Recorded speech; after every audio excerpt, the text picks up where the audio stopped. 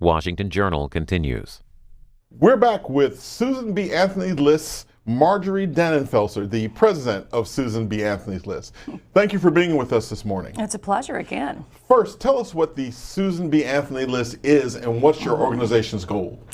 We're a national pro-life organization that seeks to advance federal candidates and advance federal legislation, and the same on the statewide level as well. So do you have a political lobbying arm? We do. And if you do, what do you plan to do for the presidential election in 2020?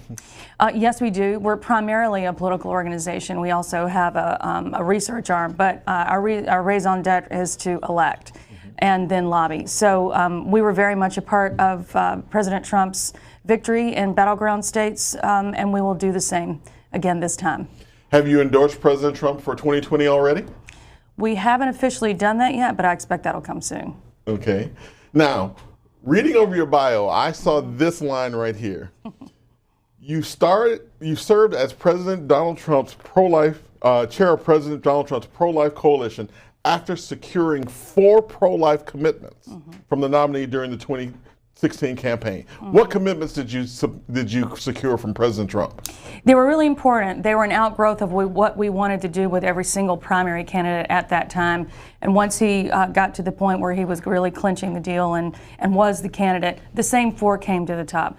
By far and away, the most important is pro-life Supreme Court justices, or put another way, in the same way, and with the same result, constitutionalist Supreme Court justices and all judges in the federal judiciary. That's number one. Also, protecting the Hyde Amendment, keeping taxpayer money out of the abortion industry and out of abortions in particular.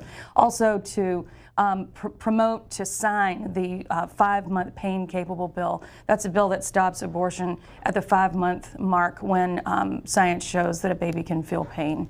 And then finally to defund Planned Parenthood, get taxpayer dollars out of the largest abortion provider in the nation. And has President Trump kept all of those commitments? He has done everything within his power to advance every single one of those things. The most important one on the courts, without question, hands down, he has done that more so than any other president in history, because he's had the opportunity to do so, and he's done it so thoroughly in such a methodical way. On the others, progress, but it certainly has protected the Hyde Amendment by saying that he would veto anything that came to him that undermined the Hyde Amendment. On the other 2, the 20-week pain-capable bill, while that bill has passed in 20 states across the nation, we, as you well know, we look at the Capitol here, know that the Senate does not have 60 votes to overcome a filibuster in the Senate, so that he has not had an opportunity to sign yet. And on Planned Parenthood, much progress in the ways that he can do that, but other than that, we're much stronger in the states than we are on the federal level there. Well, that was going to be my next question. Do you participate also in state and congressional politics, or do you focus mostly on presidential? Senate, House, presidential, in reverse order of priority, to be honest. But now, because of where this argument is moving, because of what's happening on the court, the state battles are of primary importance. So we'll be very involved in governor's races, starting with Matt Bevin in Kentucky. Exactly what are you doing in Kentucky?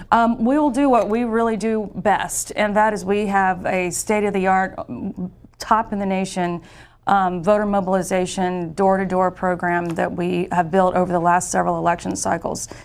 So it really is that we identify basically our base voter who's not voting regularly, independents and Democrats who are motivated by this issue in ways that some other Republican issues don't necessarily motivate. We go door to door. That's a big job, and no matter what state you're in, but we've really found that person-to-person communication is everything. Do you see yourself increasing your budget for the 2020 election, or do you plan to spend just about the same amount of money as you did in 2016? And exactly how much is that budget this time around? It's a pretty dramatic increase, and when we communicate our budget numbers, we always reach them, so they're not aspirational. Who knows? There could be a cyclone, and who knows what would happen? Right. Disaster. But our budget this election cycle, which is how we plan, is $41 million for all the things that we have to do. that we just described. And that is a pretty dramatic increase over last election cycle, which was around 26 million. Why the increase? Because this topic is more on the front page. What do you see the increase? It's based in reality. I mean, reality is that we've got a Supreme Court now because of the president's election and because of the U.S. Senate that we have now. We're seeing a court that is very much more inclined, maybe, to allow states to start to legislate on this matter, to really unleash democracy on the state level when it comes to the abortion issue. So given that reality, and given what, of course, the other side of this issue, the pro-choice crowd thinks about this, there almost every day of the week there is some new big thing happening in a state. The predominance of it is an effort to pass pro-life legislation, but then there are also efforts that happen in New York and an effort in Virginia to pass pretty radical pro-abortion legislation, pro-choice legislation, however you look at it. So that increase in budget has everything to do with the reality of the battle right now. You know, you can try to raise money, and you must, to educate and do all the things that you do, but when reality hits and you've got an actual battle on your hands, that's when you really know that it's gonna take a lot of money, and it's when people realize that it's real.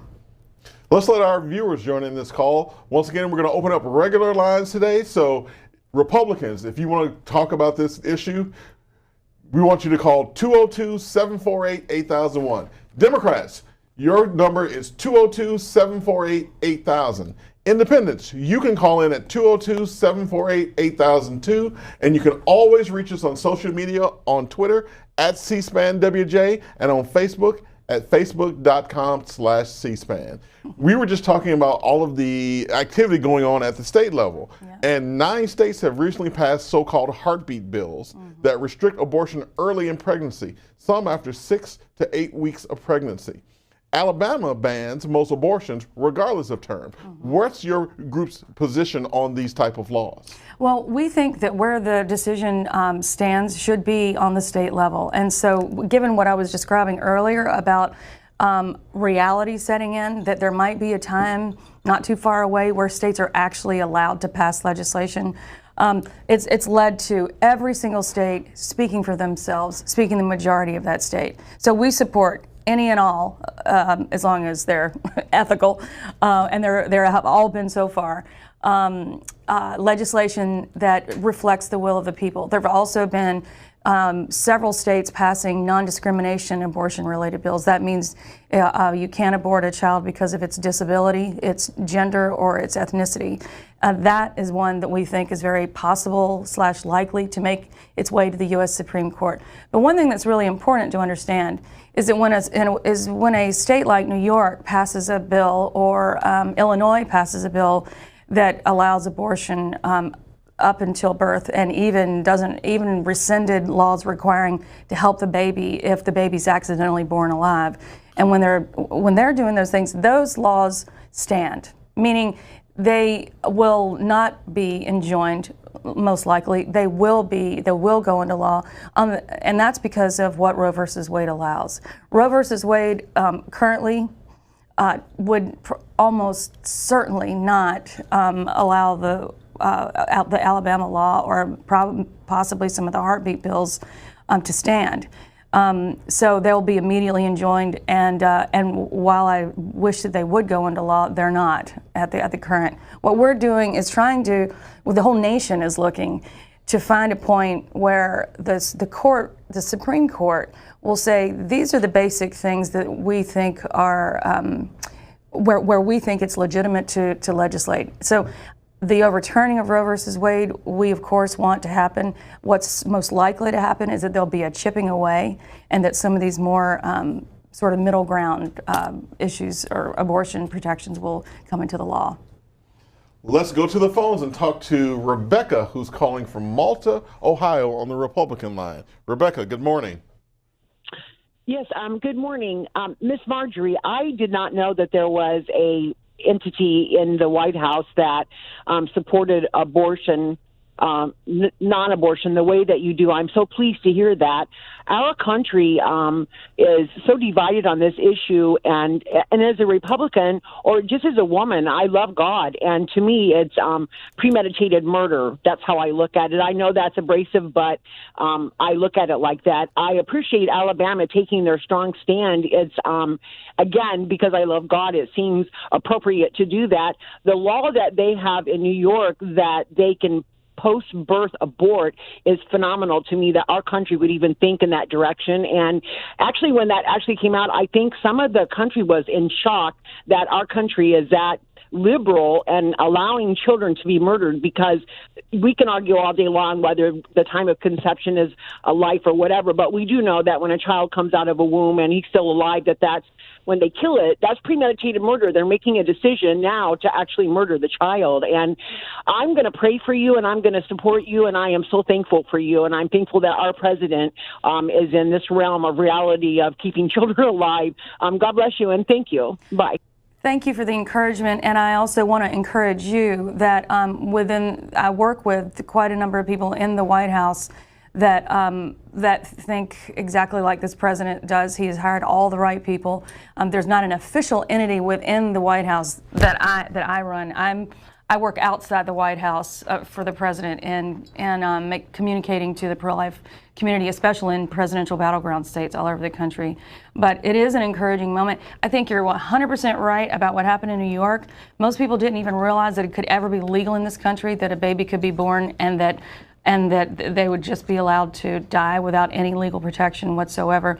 And that's where people, in answer to your question earlier, also where people have now come off the sidelines and have really engaged. Let's talk to Miriam, who's calling from far Texas on the Democratic line. Miriam, good morning. Yes. Can you hear me? We can hear you. Go ahead. I'm telling this woman that as a fellow woman peer, that she should be standing for us. The issue should be declared at a federal level. Every low-income woman should have the right to have access to reproductive safe regulations. She should be standing for all women, the same Republicans, and that person that says that a person is committing a crime of premeditated murder. How dare she say that? How dare she judge women? The same people that are talking about this are like they're negating aid to low-income kids. They're putting kids in cages instead of doing that. Stopping women from getting access to health care. Why don't they work on helping kids that are low-income, the kids that are in the cages in the border? They need to stop putting God in the situation. Every woman in this nation should have a right to have access to health care. Go ahead and respond. Yeah, I appreciate you calling in. I think it takes a lot of courage to do what I do what you're doing, and you would be 100% right. And in fact, I used to agree with the stance that you articulated. I very much felt that it was nobody's business but mine whether I would have an abortion or not, and I might have well easily had one, and I have a lot of friends that did. There came a point in my life, frankly, that was outside of my religious views, where I began to see that this thing that happened, that you could see on a sonogram, is not the equivalent of getting your tonsils out or getting your appendix taken out, and that a pause in looking at what we're actually doing to our nation's smallest humans was really important. I was convinced by people who really made me look at that from a scientific perspective. When did you become you? And from the beginning. So while I'm very sympathetic, and I certainly believe in safe reproductive health care, when it kills an unborn child is not health care anymore. And in answer to the deep needs of people living on the border and everywhere else who face an unplanned pregnancy, we should all be standing there with the answer to her question, which is, how am I going to do this? No woman should have to go through it alone on an emotional, health care, or any other level. And that is the vision of a pro-life America that I think we are right on the cusp of, and I believe 100% in, and so does this president. Let's talk to Thomas, who's calling from Tom Bean, Texas, on the independent line. Thomas, good morning. Hey, am I on now? You are. Go ahead. Okay, I wanted to ask the lady if she knows the Bible, and if she does, there's one crime in the Bible that cannot be forgiven, and if she knows what that crime is. If she can't answer it, I'll tell her. I think murder. You answered your own question. I think also there are a lot of ways of looking at that. Actually, offense to the Holy Spirit. I believe in forgiveness, however, for everyone. I believe I think that God is a God of mercy, and that when I was in the position of possibly having an abortion, and again, I probably would have. I believe that if I had gone through with that, then I would be forgiven. But I actually think that where the consensus in this nation is on the reality of everyday common sense, which is that you don't harm or hurt children that have been entrusted to your care, that are already arrived. We can prevent their arrival, but once they're there, they're there. And again, any difference of opinion on this, I believe, because I believe in the goodness of Americans, is that a lot of significant group of people don't see it as a child. But I just said, would ask the question in this debate. It really matters. It's really the fundamental question: is it a person that with moral standing or not? If not, no big deal. This is a ridiculous movement. But if it is a person with moral standing, then we need to stand up for that child, boy or girl, disabled, no matter their ethnicity or gender. One of the things you said earlier is that your group's position is that you would like to see Roe v. Wade overturned. Mm-hmm. Do you think that the number of abortions would fall if Roe v. Wade is overturned? And do you have concerns about women looking for medically unsafe abortions if Roe v. Wade is overturned?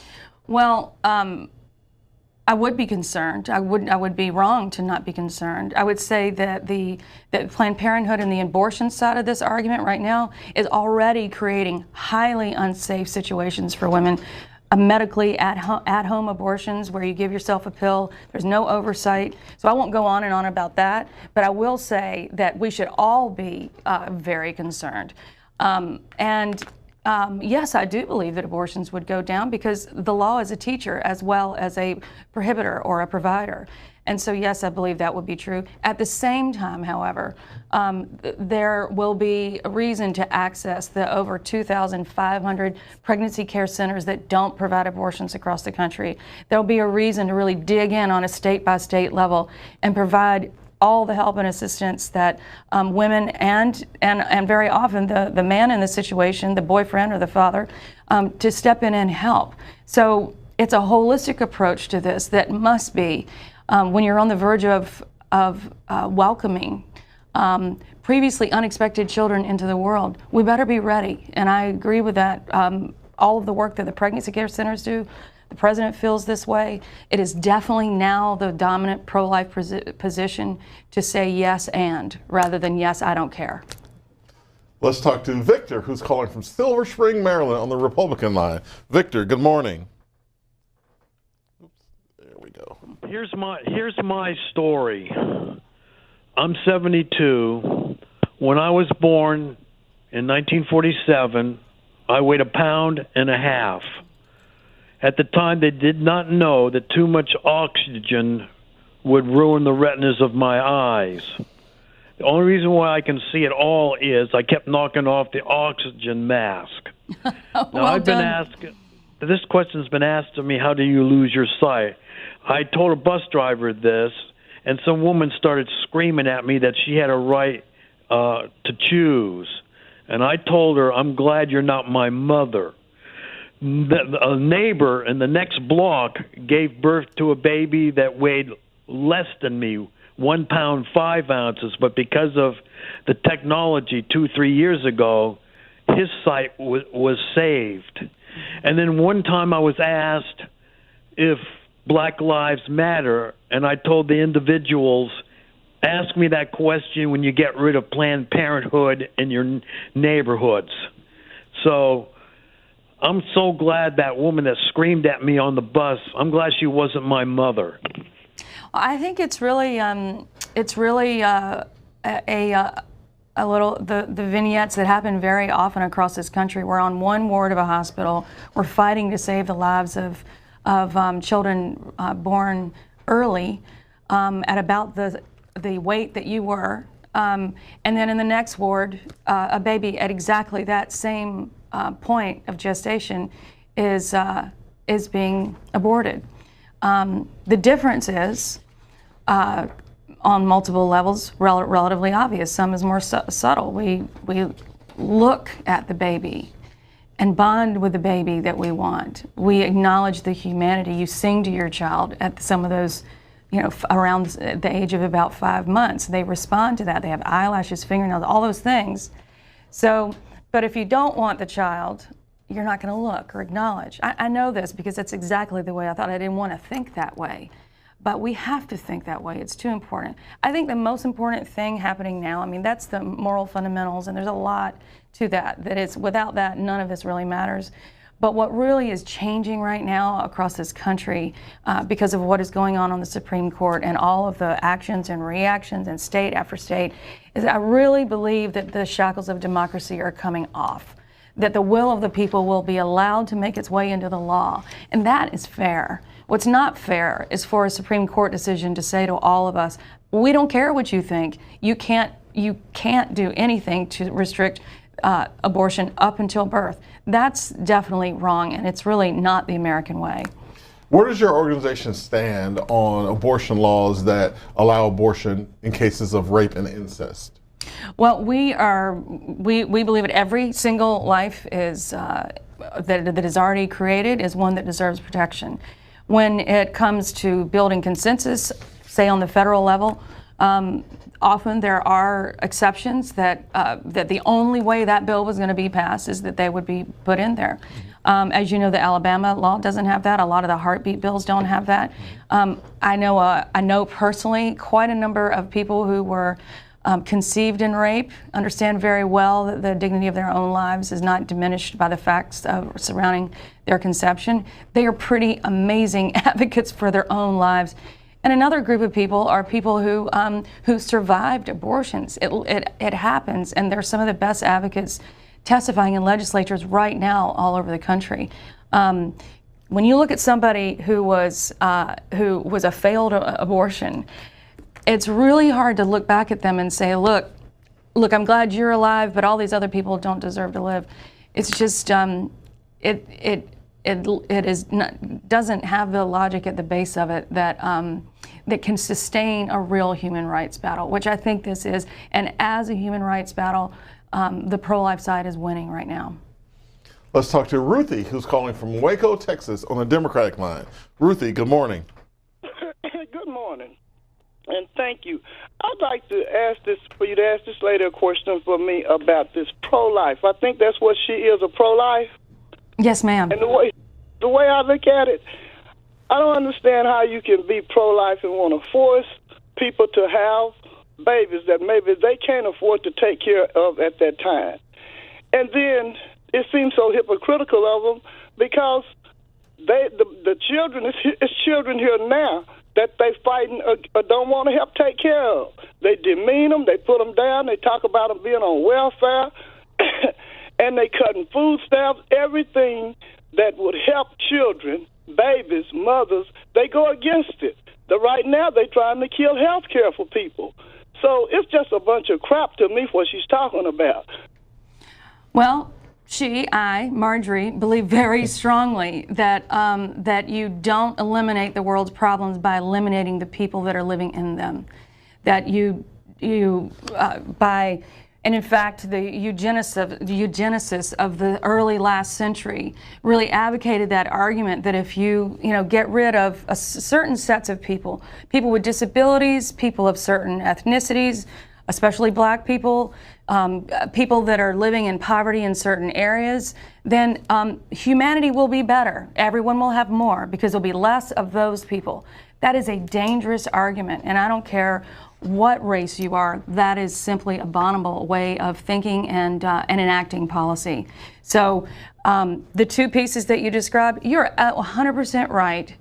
If making people have babies were preconception, it would be outrageous for us to force people to have children because we wouldn't allow them to the circumstances which would prevent a baby being born. Once a baby is being born, you got the baby. The question is now what to do. Adoption in this country is almost statistically insignificant numbers. They are almost statistically insignificant numbers. Sorry, I'm tongue-tied too. Why is that? Why is that? There's a stigma on adoption which should not be there. There's a cost for adoption that is prohibitive. And there is a lot that we can do to make sure that that changes. And we will. That's actually what we're in the middle of doing. I hear in your voice, and I've felt in the past myself, that disdain for people who won't help people once they've been born. They're two different issues, and I'm telling you, on both issues, we let them live, and then we let them, allow them, help them live beautiful lives. That can be done. I don't believe there should never be a despair about the hopes and dreams of any human being based on their circumstances. USA Today put out a poll earlier this week, and here's a little bit from what the story about the poll said. Most Americans are dismayed about the intensifying efforts across the country to limit abortions, a new USA Today Ipsos poll says, and the issue is energizing Democratic voters for the 2020 presidential election. By 55% to 45%, those surveyed opposed the so-called fetal heartbeat laws passed in 5 states that bar abortions after the pulsing of an embryo can be detected, which can happen as early as the 6th week of pregnancy. By nearly 3-to-1, 73% to 27%, they oppose seeing all abortion facilities in their states closed, a possibility in Missouri. There is broad support among those on both sides of the debate for the Supreme Court to hear cases involving the new state laws. 50% say the High Court should uphold the right to abortion established in the landmark Roe v. Wade decision, and another 30% say that Roe v. Wade should be upheld, but with strict limits allowed. Where do you see this conversation going as we go forward toward the 2020 presidential election?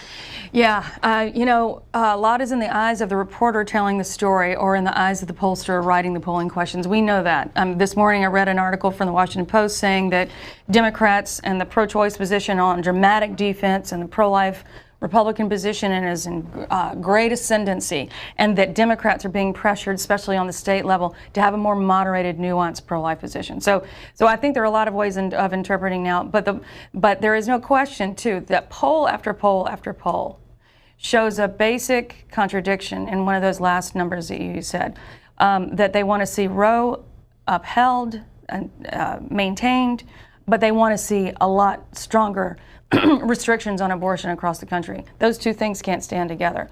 Roe versus Wade and its companion decision, Doe versus Bolton, prevent restrictions, even in the 3rd trimester. So that it's simply, that's why a 3rd trimester, say an 18-week or a 20-week, anything restriction, will not, either the other side doesn't want to challenge it because they know that it's really not a very good issue for them, or it does get challenged, and like in the 9th Circuit, it was overturned. So what I see is a coming together in a transcendent moment of this issue becoming more important than the party that you're in. So 80% of people polled in February believe that that abortion should be limited at the most just the 1st trimester. 80% of Americans. 2/3 of those people significantly were pro-choice people that thought it should be restricted just to the 1st trimester. 64% of Democrats thought that it should be restricted just to the 1st trimester. This is a Marist poll. And 83% of independents thought just that 1st trimester. That wouldn't stand under Roe versus Wade. It would require a modification or erosion in some way. And then significantly, 54%, according to a Harvard poll recently, said that Roe should be overturned. So the polling is all over the place because basically people haven't understood what the law is in America. They really don't know. But one thing that is happening on the state level, I can guarantee you that the polling on Alabama's bill has a dramatic level of support in its state. In Ohio, the heartbeat bill has a dramatic level of support in its state. So if we see that the states themselves should have some power over their own laws, and that's certainly people support, then you're going to see divergent support levels of opinion supporting divergent types of laws. And when you do a national poll, it's going to be, national opinion. But the supposition that there should only be the national opinion imposed on every state, I have a lot of disagreement with. It's why we've been fighting this for almost a half a century since Roe versus Wade, and it never settled anything. It's just as hot and volatile because of the conversations we've been having today. For it to be settled would be a gift. Let's talk to Mansa, who's calling from Capitol Heights, Maryland, on the independent line. Mansa, good morning.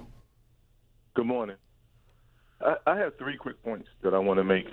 First, and let me just say I'm pro-life, and I'm gonna say anytime you try to resolve or address a problem, it's always good to start from a historical context, and then so you need to talk about how Margaret Sanger brought abortion into existence and how who that abortion targeted. Mm-hmm. And the second point I want to make is. What I understand is people don't talk about that abortion is the money-making industry. A lot of corporations heavily invested in abortions because they use abortion fetuses in our food supply. Mm-hmm. And companies like Pepsi and Cadbury and Lay's and all these other corporations. And I don't even know how they are able to get away with this. In essence, they're turning people into cannibals because they're putting aborted fetuses in our food supply. And my last point I want to say is, I don't know how, I'm all for a woman's right to choose. I don't want any woman to think that I'm not for their right to choose. I'm for a woman's right to choose to keep their legs closed. I'm for a woman's right to choose to make a responsible decision, to not put herself in a position where she would even need an abortion. I'm for a woman's right to choose to not use abortion as a birth control. I think where we're headed is in this nation is that not too far away, it will be something that is unthinkable, that we'll look back and we'll say, wow, 60 million abortions during that time in our history. That was not just a hard cases number of abortions. It has become the backup method or a first method, depending on who you are and what your life is, where it's leading and the trouble that you're in. But I think also the historical approach that you mentioned is important. It is to think about how do we get here, and that will enable us to get ourselves out. Margaret Sanger, who was the founder of Planned Parenthood still gives out its Margaret Sanger Award every year, was a raging eugenicist. She did not believe in any egalitarian principles that we hold so dear, especially in the current climate of so much better than it was in the early 20s now that we embrace all of our brothers and sisters of ethnicities and across the world. She did not believe in that. She thought, in her words, that the feeble-minded, those with disabilities, should not be allowed to be in the world and reproduce. She believed that that certain groups of people, we just need fewer of them, and then we will all be better off. I don't think that's the way Americans think, and I think it's certainly not. It doesn't speak to the kindness of the American soul. I can't let this pass. The caller said something Please. about fetal tissue being put in food. I don't think anybody thinks anything like that's being done, I think what's happening, there has been in the past some testing using fetal tissue. That is not a current major explosive topic that I'm aware of. What I believe, however, is the use of the harvesting of unborn children and the use of their parts, thymus, brain, skulls, all those, to implant into subjects and to use as potential therapies in human beings. Well, that has changed. That's one of the things I wanted to ask you is that the Trump administration announced new restriction on the use of human fetal tissue in medical research. Where does your organization stand on that?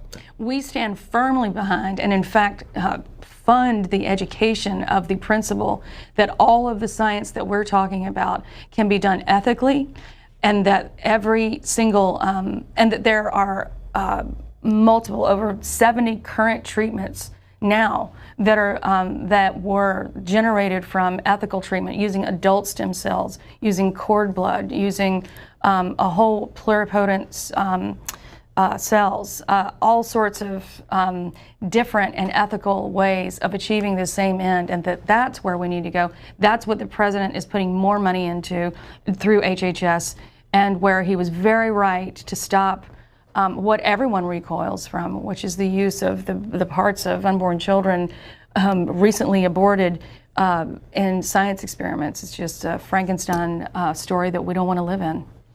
Let's go to Laura, who's calling from Leesburg, Virginia, on the Democratic line. Laura, good morning. Hi, good morning. So first of all, let me just say a quick comment to the gentleman who just called in. Listen, if you want to talk about responsible women keeping their legs closed, you need to talk about the 100,000 women that get raped every year by irresponsible, nasty, dirty-ass men who turn around and take advantage of people. But I'm going to go ahead and leave that alone because he has his own demons to deal with. Marjorie, let me tell you what your problem is, okay? So I am pro-choice. I'm a Christian, but this is the problem that we're having, is the hypocrisy in it.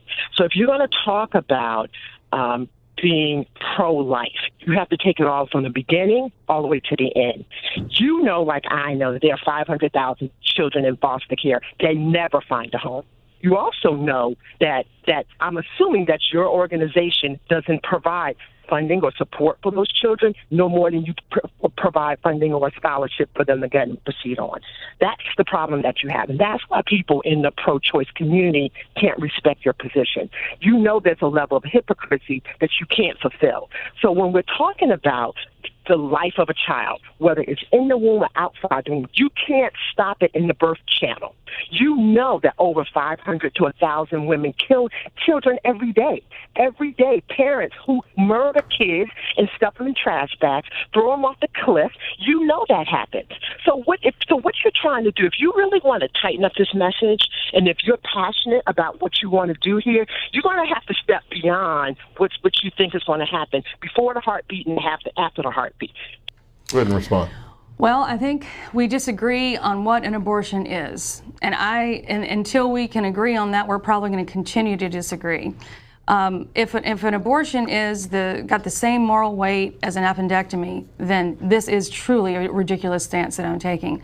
If in the birth canal we should protect that unborn child from an abortion during labor, which is basically what the governor of Virginia failed to support, then if you think that that's a baby with equal moral stature as you and me, well then you're going to have to nuance that opinion a little bit. And one thing I'm 100% sure of is that the only way for us to get to common ground is at least to figure out something that you do support.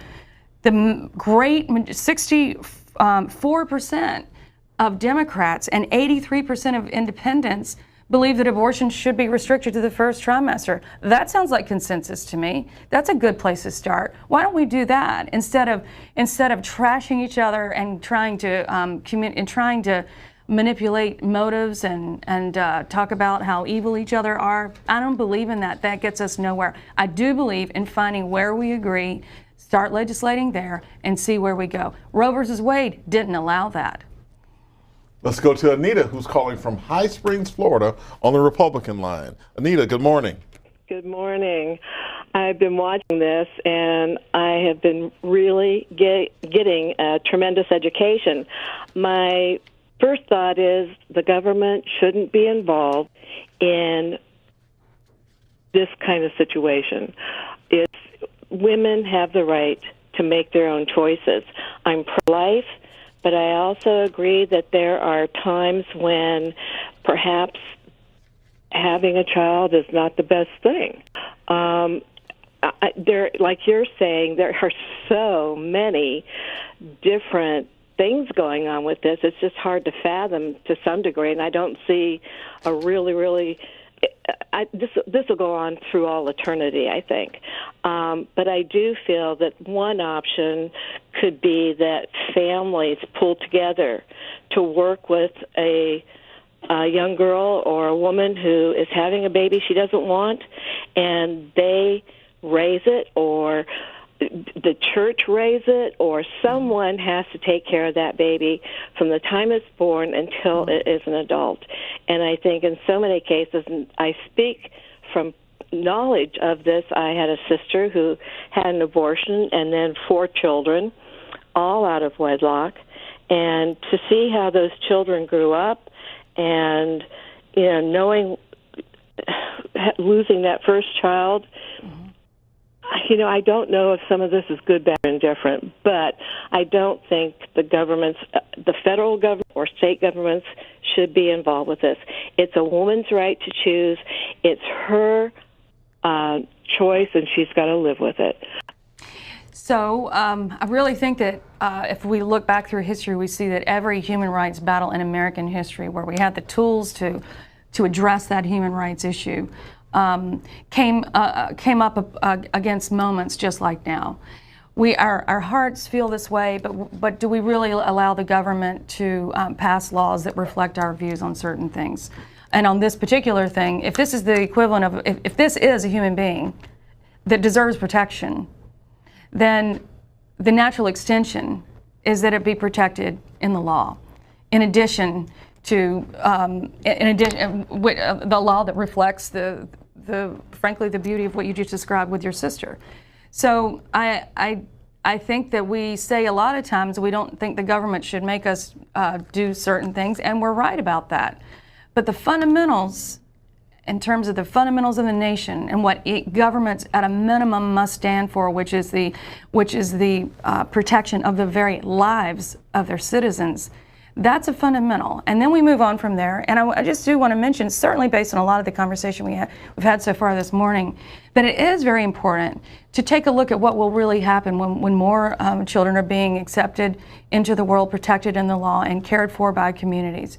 And state by state, my organization, through our education arm called the Charlotte Lozier Institute, it's our research arm, we are taking every state that looks to be the abortion battleground, where we're working for a day where more children either aren't conceived because they're concerned that they won't be able to get an abortion, or they are conceived and we have more children to take care of. We're doing a state-by-state deep analysis of all the private and public services available, all of the church resources that are available. Where are the missing holes? If you live in a certain area of that state, do you have the pregnancy care options and care that you're going to need moving forward? That I feel very obligated to do based on some of the comments this morning, but also just because this is real. This is not a game. And children deserve to live, and then they deserve to live well. Really quickly, you're also a commissioner on the Women's Suffrage Centennial Commission. Yeah. Tell me quickly about what that is and what y'all are doing. It's super exciting, state-by-state celebrations. There'll be celebrations, parades in D.C. It all starts in August. We're already commemorating the actual vote in the House and the Senate. All the states that also had to approve of this because it was an amendment are having huge celebrations. It's a time of great coming together. All the issues that we disagree on, we set aside that day and just be very thankful that we have the right to vote. We'd like to thank Marjorie Dannenfelser, the president of the Susan B. Anthony List, for being here this morning and taking calls from our viewers. Thank you so much. Thank you. I really enjoyed it.